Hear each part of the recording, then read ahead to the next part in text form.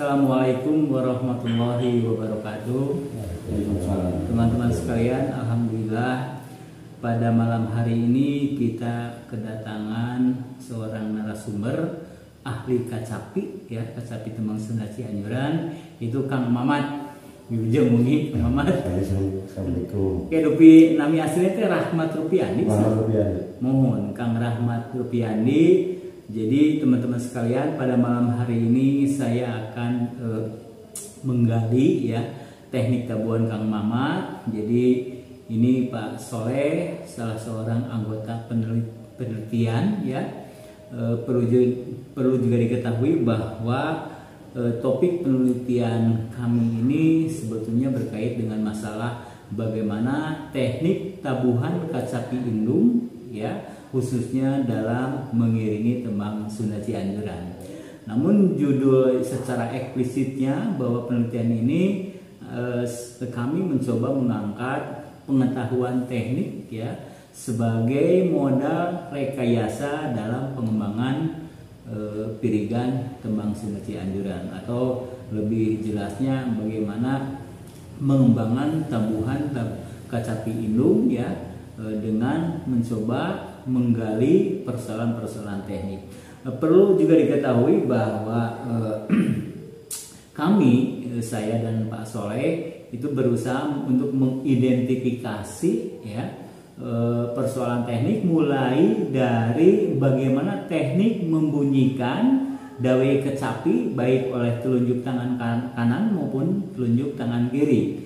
Kemudian yang kedua itu berkait dengan teknik garap komposisi. Nah, yang kedua ini, teknik garap komposisi itu tentu saja kami yang akan mencoba mengidentifikasi dan menganalisis dari berbagai macam tabuhan pirigan kacapi indung, baik misalkan dalam narangtangnya atau pasilpan, kemudian dalam gelenyu maupun dalam pirigan lagunya. Jadi beberapa sampel lagu nanti, ya, dalam Tembang Sunda Cianjuran akan dicoba dianalisis, diidentifikasi, nanti akan dipetakan. Misalkan teknik garam komposisi kemprangan, atau misalkan gemyangan, ya, kemudian kempiungan, teknik komposisi belit kacangan, misalnya, kemudian rakitan, ya, kemudian rangguyan dan sebagainya.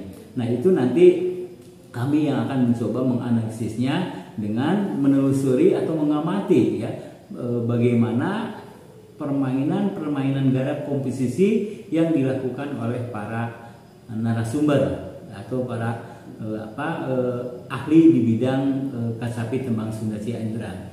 Nah, kemudian yang ketiga nanti kami akan mencoba mengidentifikasi teknik rekayasa. Nah, inilah sebetulnya yang cukup penting untuk ditelusuri atau dikaji, karena teknik rekayasa ini sebetulnya ada kaitannya dengan bagaimana upaya untuk mengembangkan tabuhan kacapi indung dalam mengiringi lagu-lagu Tembang Sunda Cianjuran. Tentu saja sebetulnya tanpa diteliti juga itu sudah ada fenomenanya. Misalkan Kang Mamat sendiri, Kang Gangan, Kang Yusdiana, Kang Toto, termasuk juga Kang Rukruk, itu sudah melakukan rekayasa inovasi dalam arti mengembangkan pola-pola pirigan atau tabuhan kacapi indung baik dalam gelenyu maupun dalam konteks pirigan lagunya.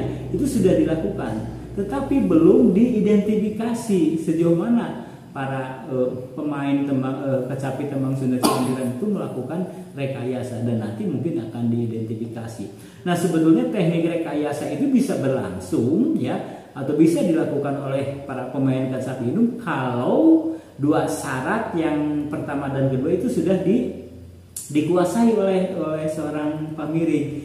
Pertama, teknik membunyikan kacapinya itu harus mumpuni, harus dikuasai. Yang kedua, teknik garap komposisinya, dan itu tidak diragukan lagi, karena ketika para seniman atau para pemain kacapi Tembang Sunda Cianjuran memainkan tabuhan kacapinya, itu sebetulnya sudah ada teknik garap komposisi, dan itu sudah dikuasai oleh para pemain kacapi indung. Dan dua syarat ini nantinya akan menjadi modal dasar, ya, untuk bisa mengembangkan bagaimana tabuhan kacapi indung baik masa kini maupun masa yang akan datang. Baiklah teman-teman sekalian, saya sekarang ingin mengidentifikasi dan menunjukkan ya bagaimana teknik membunyikan dulu yang pertama yang dilakukan oleh Maestro Kang Mamat ya dalam bidang kaca pita Sunan Cianjuran, mulai dari yang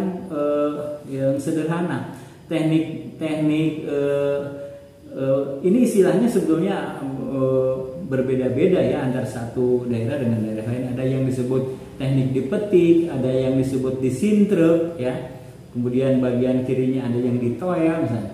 Tapi kita gunakan saja misalkan istilah yang sudah umum, disintrek misalnya. Disintrek itu ya sebetulnya dipetik-petik juga, cuman beda istilahnya. Nah, Kang Mamat tolong diperagakan itu disintrek. Menurut perasaan Kang Mamat sendiri yang bisa menghasilkan bunyi yang bersih itu seperti apa? Coba.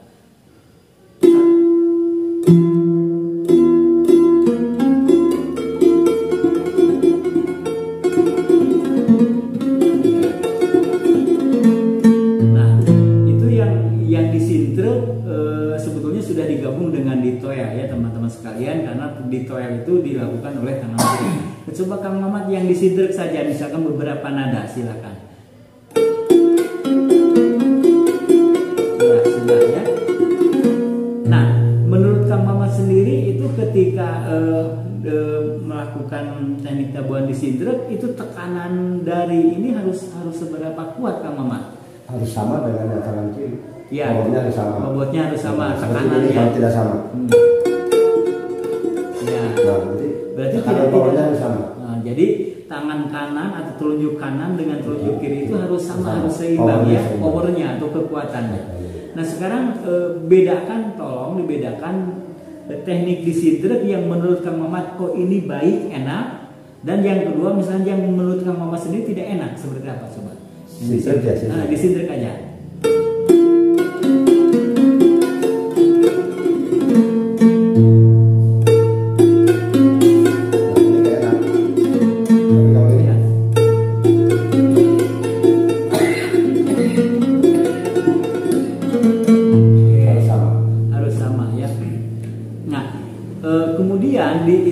Sebetulnya yang sudah dikuasai oleh para pemain kecapi, termasuk yang belajar itu kan yang disintrek ditoel itu sebetulnya ya hal yang dasar, yang lumrah, itu belum masuk pada persoalan teknik yang bisa membangun rekayasa untuk mengembangkan tabuhan kecapi ini. Nah sekarang begini Kang Mat, sebetulnya dalam teknik membunyikan kecapi itu terus terang saja kita akui belum ada istilahnya. Ya mungkin nanti kami bersama Pak Soleh ya untuk mencari istilah-istilahnya. Tapi misalkan begini Kang Mat, kan ada misalkan yang nami, nah tapi dengan teknik yaitu mungkin istilahnya kleter atau apa, belum saya kasih nama nanti ya. Coba biasanya dipakai di perkampungan. Nami, coba di bawah yang nami apa kamu seperti enggak, nami yang di bawah. Nah itu yang di numpang kampungan kan, nah coba dipraktekkan. Enggak yang kan, nah itu biasa, belum pakai teknik. Nah yang itu. Nah jadi yang kalau tidak pakai teknik itu kan noning dari ya. Coba tampilkan yang pertama tidak pakai teknik, anggaplah itu kalter ya, kita nanti cari istilahnya. Yang pakai teknik dengan yang tidak. Nah sekarang yang tidak dulu, nami. Oke. Nah sekarang pakai teknik kalter, anggap sementara kalter dulu.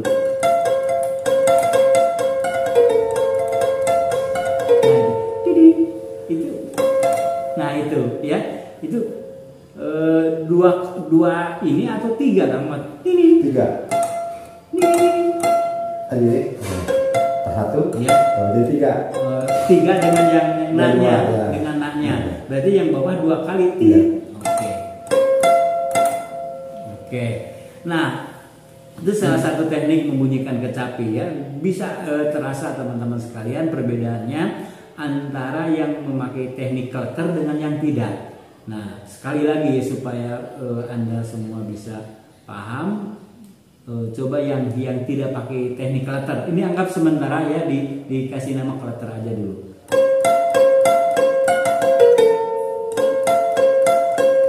Oke, nah sekarang pakai teknik kleter.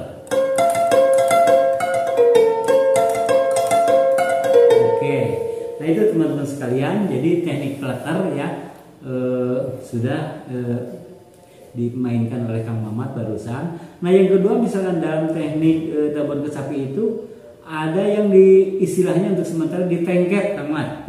Nah ditengkep itu seperti apa Kang Mat misalkan? Nah itu biasa dimainkan dalam tabuhan apa? Pengapungan. Coba dimainkan di.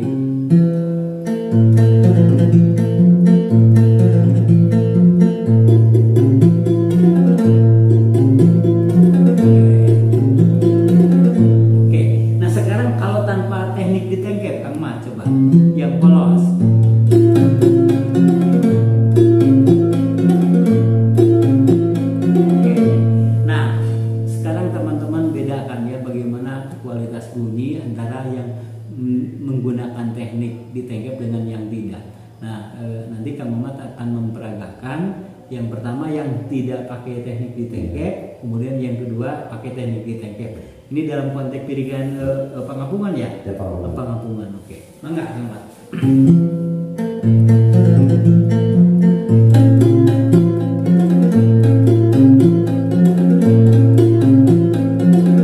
Nah, itu tidak pakai teknik. Nah sekarang Kang Mamat akan memperagakan yang kedua yang pakai teknik ditengkep.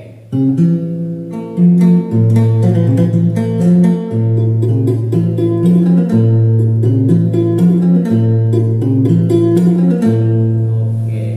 Nah pemirsa, teknik ditengkep itu kan ada yang beberapa kali diulang. Nah nanti kita bedakan namanya ditengkep 1, tengkep 2 atau gimana ya, kita telusuri istilahnya. Tapi yang pertama anggap teknik tengkep 1 misalnya. Nah teknik tengkep 2 itu ada juga misalkan yang kadang-kadang di pirigan belit kacang atau misalkan raos. Nah itu misalkan atau digoyong misalkan pirigan goyong itu kadang-kadang muncul. Itu juga masih ditengkep tapi hanya satu nada yang ditekan. Nah sekarang Kang Mamat akan memperagakan teknik tengkep 2 anggap ya. Misalkan nah atau nggak ditengkep iya.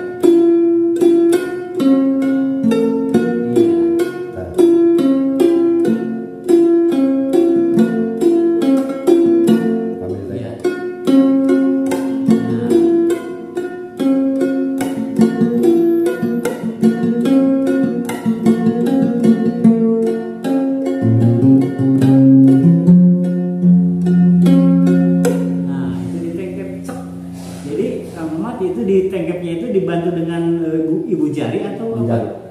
Ini ya, bagian ini ya. Kalau kawin ini. Oke, kawin ya memang ditekan dengan ini. Tapi kalau teman tuna Cianjuran, teman-temannya itu ditengkepnya itu dibantu dengan lebih halus. Iya, lebih halus dengan ibu jari.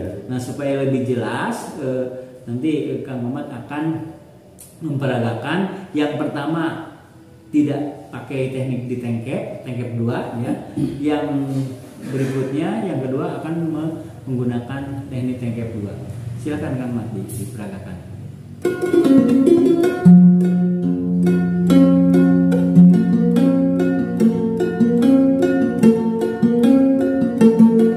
Nah ini nggak pakai ditengkep ya, nggak pakai teknik. Ya sekarang pakai teknik ditengkep.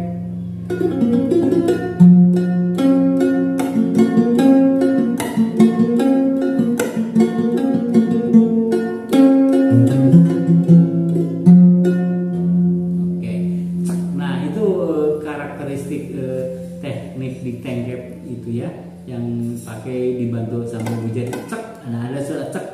Kalau tidak ditengkep tidak mungkin muncul cek gitu. Nah teknik tengkep itu sebetulnya bukan hanya berlaku di jari tangan kanan, Tapi ada juga dilakukan misalkan ya. Jadi prosesnya lama berarti. Ya pasti lama gitu, karena tidak mudah ya untuk bisa menghasilkan teknik-teknik itu perlu berlatih berulang-ulang. Nah, teknik di tengkep itu juga bisa dilakukan oleh tangan kiri yang ditoel. Sebab kalau ini biasanya dilakukan dalam konteks pasipan ya Kang Mat ya. Kalau misalnya tidak pakai teknik di tengkep itu biasanya kasar terus suaranya juga tidak lembut. Saya ingin memperagakan bagaimana teknik di tengkep di bagian tangan kiri Kang Mat. Nah, kalau misalkan di toel dulu, toel. Nah, itu di toel. Kalau di tengkep gimana? Nah, itu. Jadi di pemirsa ya di tengkepnya itu dibantu bisa oleh jari tengah atau jari kelingking. Nah, ketika dibunyikan di toel, dawe itu langsung dimatikan itunya. Biar nggak panjang suaranya. Nah, ini biasanya Kang Mat kalau teknik itu dipakai dalam konteks apa? Pasipan. Nah, saya minta coba Kang Mamat ya, pertama pasif narangkang. Yang pertama tidak pakai teknik di tengkep yang tangan kiri coba.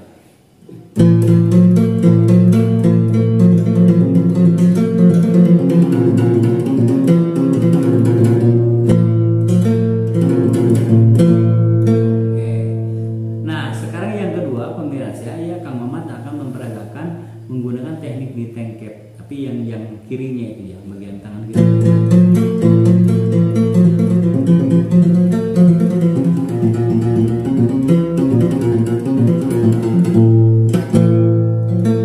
Oke, nah sekarang diulang dua balikan. Yang pertama tidak pakai teknik di tengkep, yang keduanya pakai teknik di tengkep.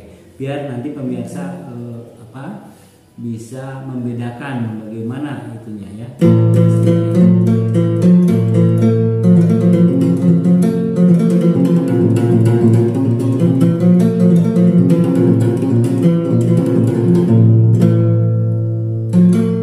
Oke, sekarang ini tengkep.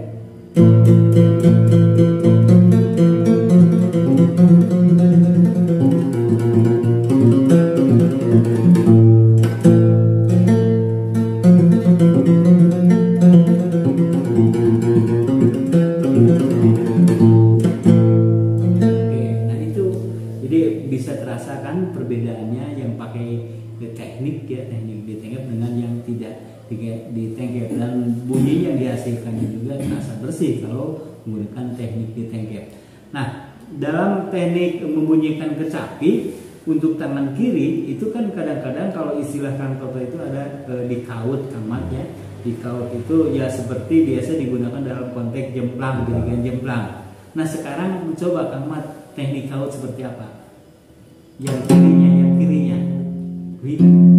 Nah itu kan, nah itu di jemplang biasa digunakan.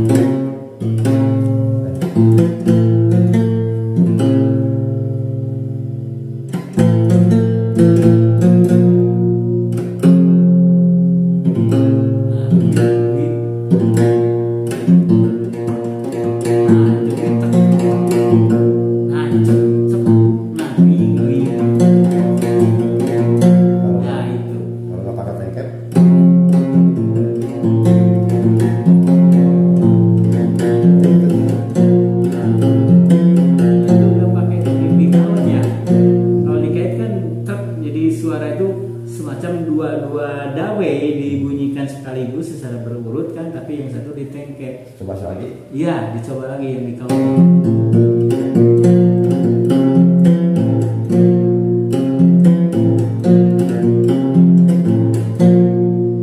Nah sekarang yang pakai teknik di kaut.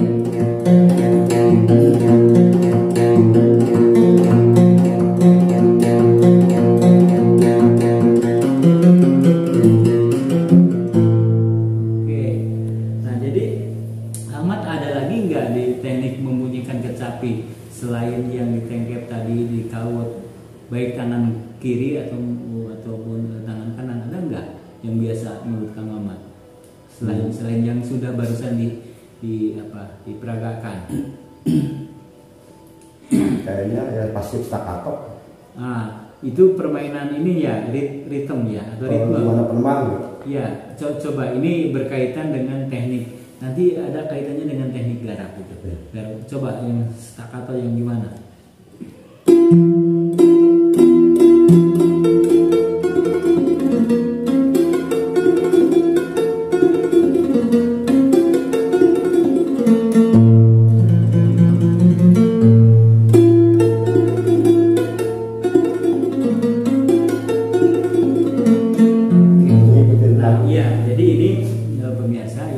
Teknik staccato menurut istilah Kang Mamat itu sebetulnya permainan ritme, jadi olah ritmenya termasuk juga temponya. Nah, tapi nanti itu sebetulnya masuk pada wilayah yang kedua, teknik garap komposisi. Ya. Jadi teknik apakah yang barusan masuk pada wilayah teknik rakitan atau teknik gumekan atau apa? Nah, nanti mungkin kami dengan Pak Soleh yang akan mencoba menganalisis.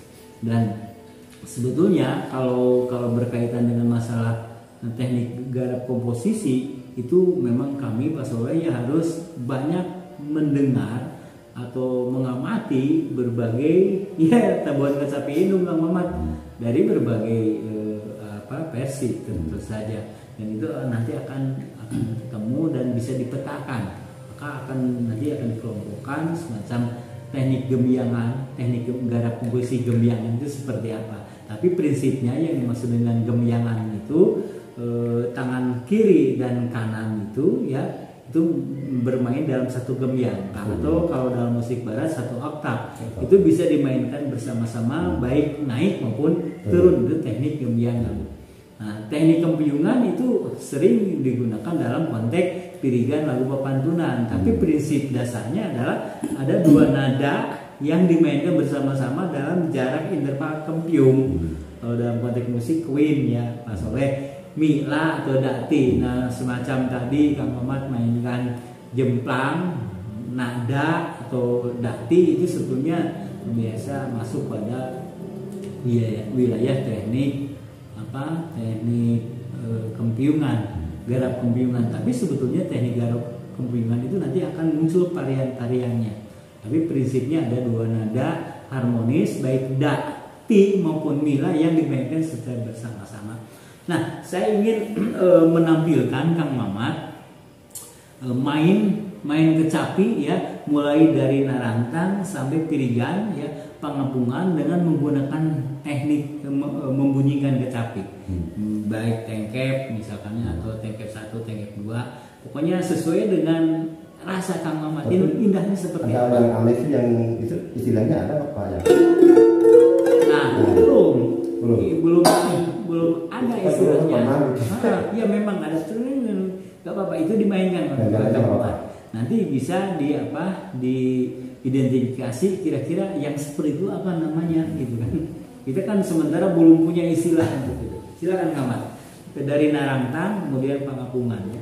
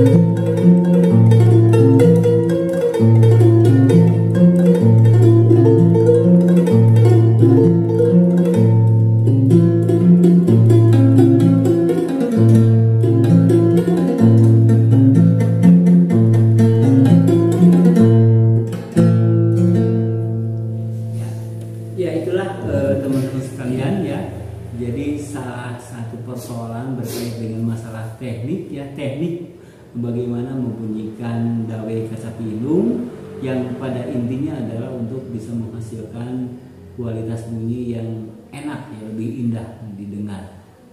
Sebab kalau tanpa menggunakan teknik ya kadang-kadang suaranya ngawur, suspennya juga tidak bisa terkontrol. Ya, oleh sebab itu maka tentu saja menurut Kang Mamat saya ingin punya pandangan dari Kang Mamat, ini penting nggak Kang Mamat kira-kira untuk menguasai teknik atau mempelajari teknik itu? Penting ya, karena berkaitan dengan masalah apa Kang Mamat? Jati diri ya, termasuk juga kualitas mungkin gaya dan kualitas yang dihasilkan. Oke, nah itu jadi teman-teman sekalian, jadi memang ternyata penting sekali. Jadi untuk tahap pertama ya mungkin saya mengidentifikasi bagaimana teknik cara membunyikan kecapi yang tadi sudah diperagakan oleh Kang Mamat. Untuk berikutnya mungkin akan masuk pada persoalan yang kedua, bagaimana kami ya saya dengan Pak Soleh melakukan satu analisis terhadap teknik garap komposisi. Tentu saja bahwa ini cukup lama, membutuhkan waktu, karena bagaimanapun ya kami harus melakukan analisis, mengidentifikasi bagaimana pola struktur melodi yang ada pada pirigan kecapi ya, khususnya dalam mengiringi lagu-lagu Kembang Sunda Cianjur. Saya kira itu yang bisa kami sampaikan. Mudah-mudahan ini bisa bermanfaat bagi kita semua. Wassalamualaikum warahmatullahi wabarakatuh. Waalaikumsalam.